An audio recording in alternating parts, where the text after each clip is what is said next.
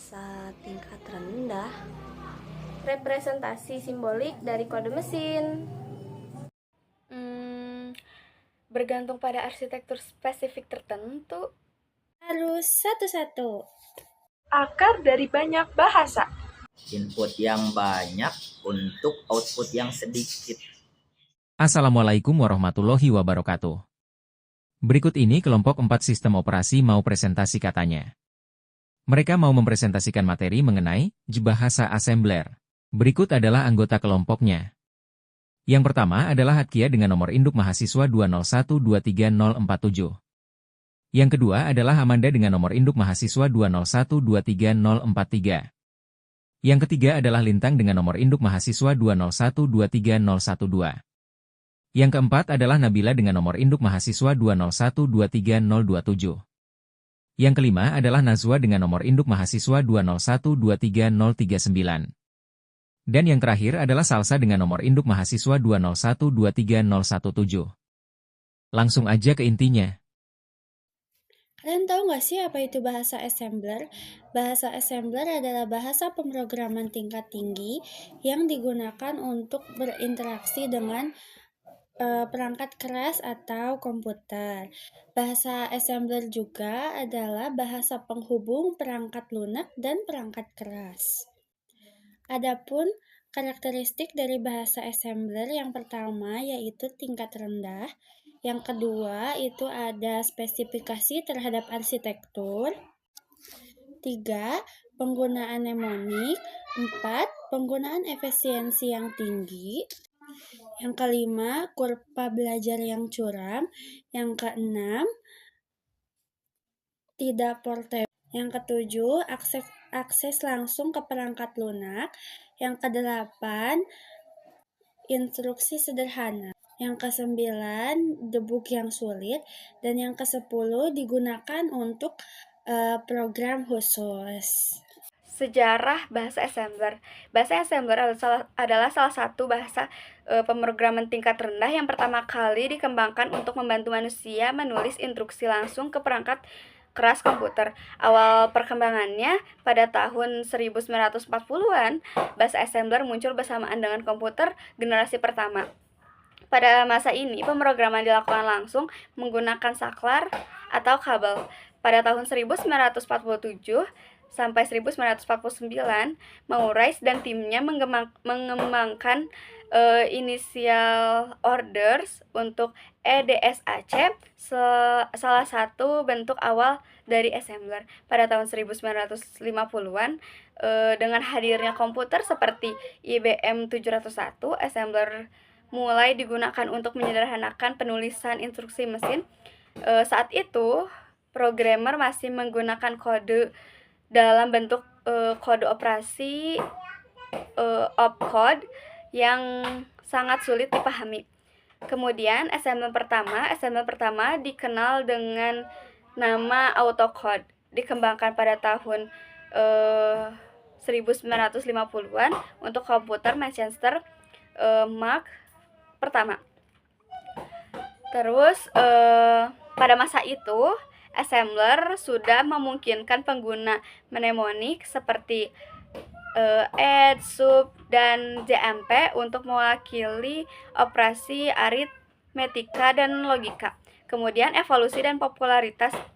Pada tahun 1960-an, assembler menjadi bahasa standar untuk sistem operasi dan perangkat lunak, penting karena efisiensinya. Kemudian komputer mainframe seperti IBM sistem 360 menggunakan assembler untuk mengembangkan perangkat lunak seperti operasi OS 360. Meskipun bahasa pemrograman tingkat tinggi seperti Fortran, COBOL, dan C mulai populer, assembler tetap digunakan untuk tugas yang memerlukan pengendalian langsung perangkat keras. Kemudian penggunaan modern.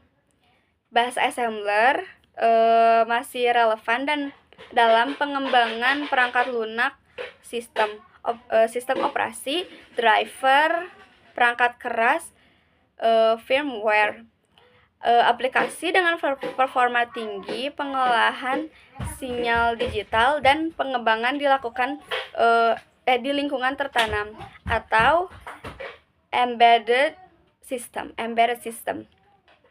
Lalu arsitektur seperti x68, ARM, dan MIPS memiliki versi assembler mereka masing-masing yang masih diajarkan dalam pendidikan ilmu komputer dan teknik.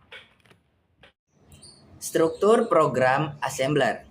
Yang pertama, ada bagian program. Dalam bagian program berisi beberapa bagian. Yang pertama ada label. Label adalah penanda lokasi dalam memori yang bersifat opsional. Fungsinya adalah untuk memberikan nama pada suatu lokasi dalam program sehingga instruksi dapat merujuknya dengan mudah. Misalnya, start.2 move AX,5. Pada contoh ini, start adalah label.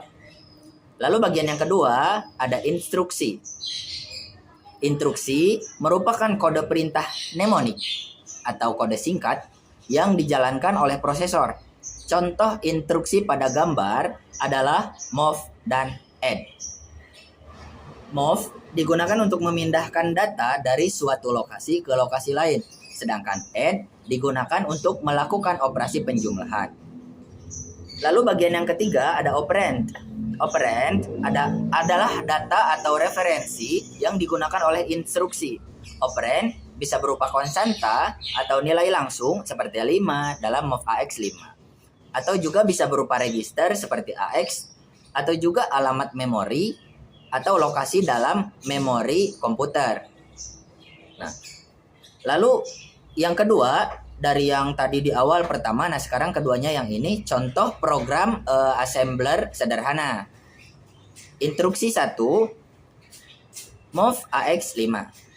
Instruksi ini memindahkan nilai 5 ke register AX. Register AX adalah bagian dari CPU yang digunakan untuk menyimpan nilai sementara dalam operasi selama operasi berlangsung. Lalu contoh yang kedua adalah instruksi 2.2 add AX3. Nah, dalam instruksi ini menambahkan nilai 3 ke nilai yang sudah ada di register AX sebelumnya yang angkanya berupa 5. Setelah instruksi ini, nilai di register AX menjadi 8. Program assembler menggunakan sintaks tingkat rendah yang langsung dipahami oleh prosesor. Setiap instruksi assembler akan diterjemahkan ke dalam kode mesin dalam assembler. Struktur ini penting karena menggambarkan urutan logis dalam program, dimulai dari manipulasi data sederhana hingga operasi kompleks.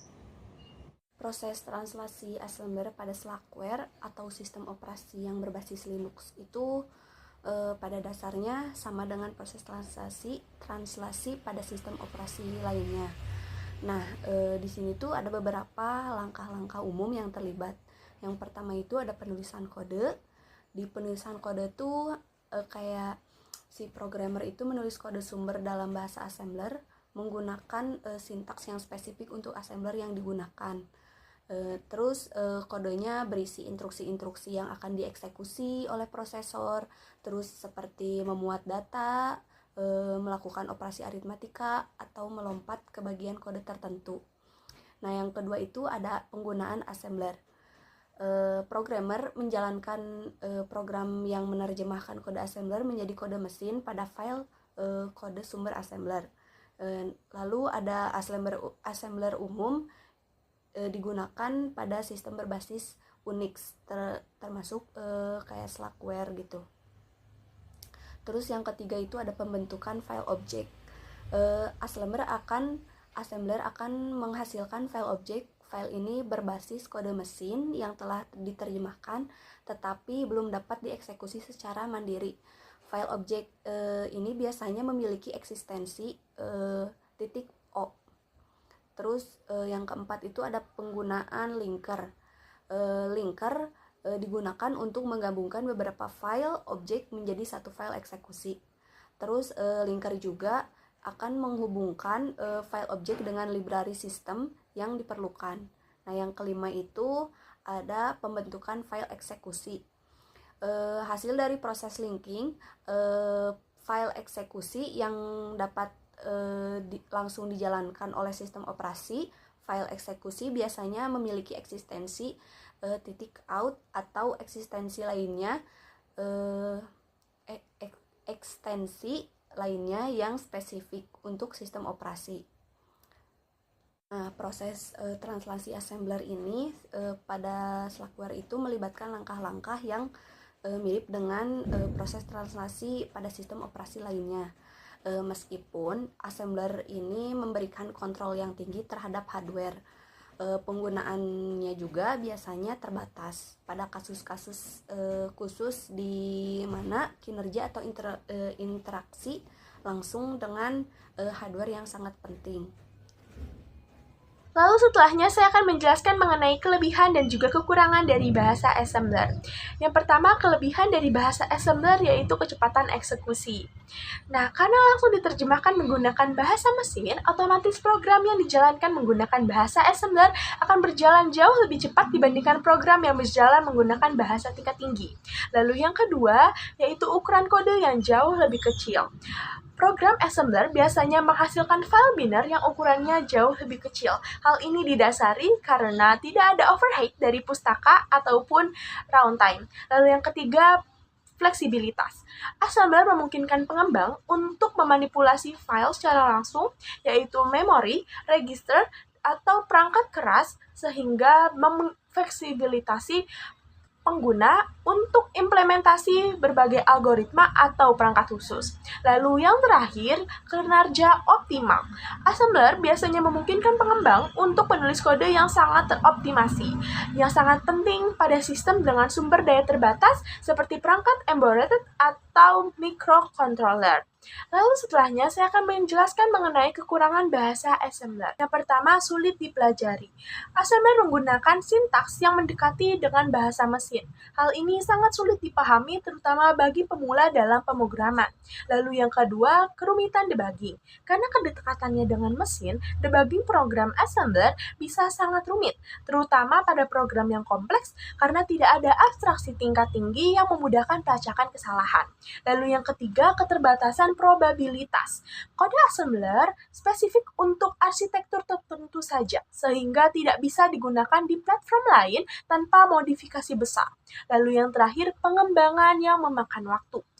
Menulis dan juga memelihara kode assembler membutuhkan waktu yang lebih lama dibandingkan dengan bahasa tingkat tinggi karena setiap detail perlu ditangani secara manual oleh programmer. Ini saya akan menjelaskan contoh implementasi bahasa assembler dan beberapa aplikasinya. Nah, bahasa assembler sering digunakan dalam pengembangan teknologi. Di antaranya, yang satu, pengembangan sistem operasi, yang merupakan dasar dari cara komputer bekerja. Yang kedua, pembuatan driver perangkat keras, yaitu yang menghubungkan perangkat fisik dengan sistem komputer. Dan yang ketiga, sistem tertanam, atau yang dikenal dengan istilah embedded system, yang banyak kita temui pada perangkat seperti mesin otomatis, microcontroller, dan alat elektronik lainnya.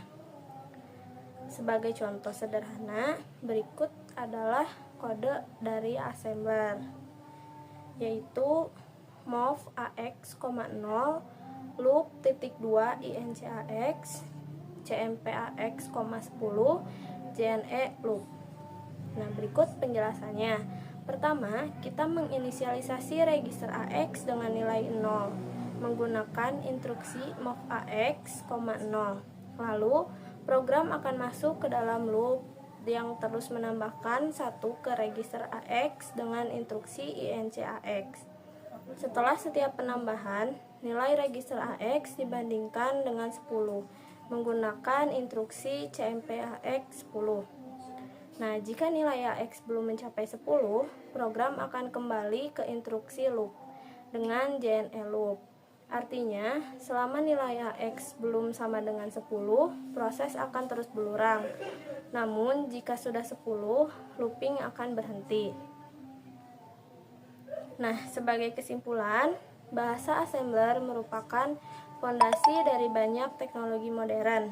Walaupun bahasa ini tidak lagi digunakan secara luas seperti dulu, assembler tetap relevan dalam pengembangan perangkat keras dan sistem tertanam, seperti pada mikrokontroler dan alat elektronik pintar.